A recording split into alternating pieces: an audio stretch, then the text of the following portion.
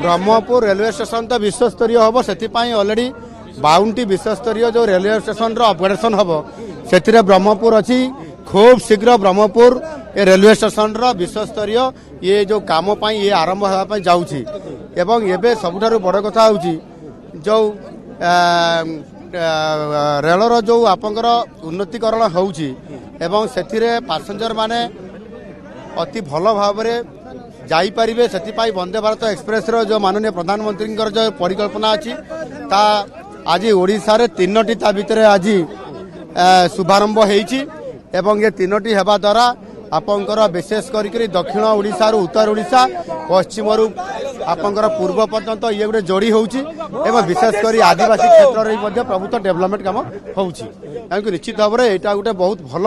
योजना होईची एवं या द्वारा ओडिशा लोक प्रभुत्व उपकृत हेबे।